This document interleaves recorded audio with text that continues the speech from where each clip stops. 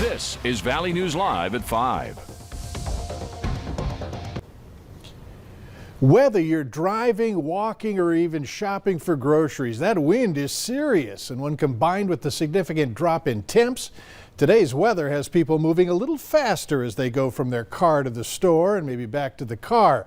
It's such a drastic change from yesterday, so let's get the latest from our chief meteorologist, Hutch Johnson. Hutch? Mike, good evening, everyone. Hey, yesterday, this time we were close to 50 degrees in portions of the Southern Valley, and this afternoon we are 20 to 30 degrees colder. Oh, it's chilly. And then factor in those winds that are gusting. The winds tonight are expected to decrease, but not until much later. We do have some slippery roads to report, and there is some falling temperatures that will allow for wind chills to get down well below zero for most areas. All right, here's the weather map. Tonight, clouds clear. Finally, the wind starts to taper off, but not until we get into the post-sunset hours. Your forecast looks quieter for travel, but there is some slippery conditions across the area as well. Here's a look at the setting sun in Grand Forks as we head into the nighttime hours. Most of the snow showers were off to the west today, and we still have a few showing up there. Your hour-by-hour forecast does show that we're going to have a cold start to your Thanksgiving Day, and there could be some travel challenges beyond Thanksgiving as well. I'll detail all of it coming up here in a moment. All right, thanks, Hutch. Let's take a look at any travel challenges out there right now, especially if you plan on hitting the road for Thanksgiving either tonight or maybe tomorrow morning. Here's a live look at the road conditions, and it looks good for the most part, but the Department of Transportation in North Dakota is reporting there are some snow-covered roads along Highway 3, that's north of Steele. There's also some ice reported on roads near Bismarck. That's what you see in the yellow. And if you're heading into that Minot area, roads, we're told, are wet. Meanwhile, in Minnesota, the Department of Transportation reporting high winds in the western half of the state. But other than that, it's looking pretty clear for now. You can find road conditions anytime by going to our website, valleynewslive.com, or by downloading our VNL Weather app. As we get together to celebrate with family and friends, keep in mind there is a serious and possibly deadly side to the holiday. Law enforcement refer to Thanksgiving as the beginning of a deadly season of drunk driving. Some bars call today Drinksgiving or Blackout Wednesday. As Valley News Team's J.C. Dodd found out, law enforcement are upping their patrols. Home for the holidays and headed to the bars. Thanksgiving Eve is the busiest travel day of the year and one of the drunkest nights of the year. We just want everybody to get from point A to point B safely. Sergeant Jesse Grabo of the Minnesota State Patrol says the number of fatal crashes in the state is climbing, with 1 in every 5 deaths on Minnesota roads being drunk driving related. It's frustrating because it's preventable. Over the past 5 years, between the day before Thanksgiving and December 30th, Minnesota law enforcement has arrested more than 12,000 people for DWI. And it jeopardizes the safety of each and every one of us. Minnesota State Patrol and 300 other agencies are increasing their DWI patrols starting today through the new year. While the state does not conduct sober checkpoints, Grabo hopes the increased patrols gives law enforcement the extra opportunity to focus on impaired driving and that type of thing, and to remove those folks off the road and get them to jail. Across the river in Fargo, police say they don't have data that proves or disproves an increase in DUIs around Thanksgiving. So extra grant-funded patrols will not be scheduled. Grabo says while you may have a plan to safely get home, make sure you have a backup plan. I think life is really more about plan B, because when that initial plan doesn't work out, it falls through, whatever it may be, what's that backup plan? J.C. Dodd, Valley News Live. Keep in mind that those caught driving drunk in Minnesota could lose their driver's license for up to a year, face thousands of dollars in costs, even do some jail time. Guilty verdicts have been handed down to those 3 men charged with killing Ahmaud Arbery in Georgia. After 11.5 hours of jury deliberations, Travis McMichael, the man who shot and killed Arbery, has been found guilty on all 9 charges in the jogger's death and now faces a sentence of life in prison. Gregory McMichael and William Roddy Bryan Jr. now face a maximum sentence of life in prison without the possibility of parole after being found guilty of murder. Arbery's mother thanked her supporters. To tell you the truth, I never saw this day back in 2020. I never thought this day would come. But God is good. At least one of the attorneys for the defendants said that there are plans for an appeal. The Fargo memory caregiver accused of a deadly assault in one of her patients is taking her case to trial. The alleged assault happened August 3rd at Mapleview Memory Care in South Fargo.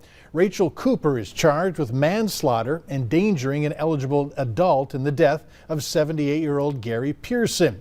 Cooper told investigators that she was cleaning Pearson's bathroom when she and Pearson started struggling over the bathroom door. Surveillance video shows Cooper push Pearson. Later, she admitted to struggling with him again. This time, he tripped and fell. Medical examiners ruled Pearson's death as a homicide. That trial is slated to begin on February 8th. A nationwide manhunt is over after the man accused of killing 2 teenagers in June turned himself in to Polk County authorities. The crash happening on Highway 220, that's just a mile north of Polk County Road 19. Investigators say Valentin Mendoza's pickup truck crossed over the center line to the oncoming lane of traffic and hit the car that the teens were driving head on. When officials looked at the speedometer on the truck, it read the vehicle was last going 75 miles per hour, even though the speed limit there was 45. He faces up to 10 years in prison. An East Grand Forks man is accused of beating his father with a walker. It happened in the 500 block of 5th Avenue Northwest on Sunday. The victim said that he and Joseph Cornelli got into an argument.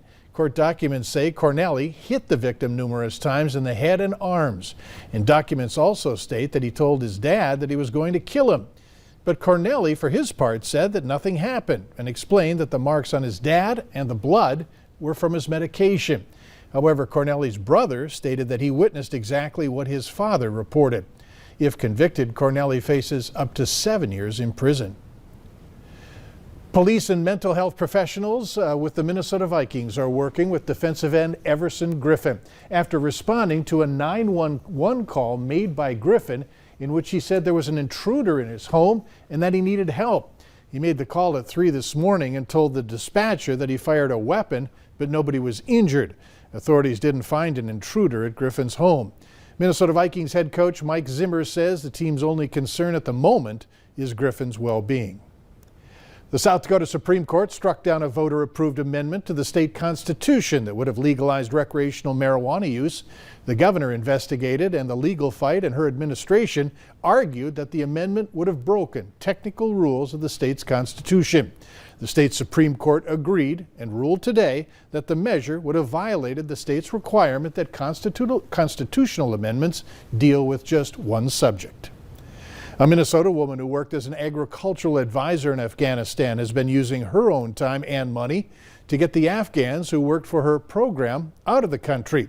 So far, 5 of the men and their families have made it out with Carolyn Claren's help. Her wife, Cheryl Raymond, has been helping the family start their life in Fergus Falls. Minnesota Governor Tim Walz presented the state's official Thanksgiving turkey today. Harold was joined by the governor and members of the Minnesota Turkey Growers Association. State officials say that Minnesota is one of the nation's top turkey producers.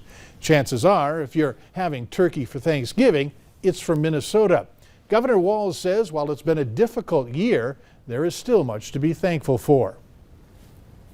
I get up every day and find things to be thankful for. And I know it's a challenge during this year. There's things that it's very frustrating. People are challenged. We've lost nearly 10,000 of our neighbors, but there's so much to be thankful for. Today's official turkey presentation highlights the importance of Minnesota's agriculture and the need to fight hunger. Miss North Dakota is getting ready to compete on her biggest stage yet, the 100th anniversary of the Miss America competition. Besides speaking and singing at numerous events across the state, Raina Bergstrom has been working behind the scenes on interview prep and wardrobes for the big event. She was the runner-up in the last competition, and now she's excited for the chance to be named Miss America. I can't even wrap my head around that because I reflect back on when I won Miss North Dakota in June and just how overwhelming that was and really truly wonderful, but just, yeah, I can't even wrap my head around it, but it would be the opportunity of a lifetime. Most importantly, regardless of how she finishes, the Miss North Dakota Scholarship Organization's president says Bergstrom and the other contestants will all come home with additional scholarships for their future endeavors. Scams are a problem year-round. Later on Valley News Live at 5, we're going to tell you what type of scams are most common during the holiday season.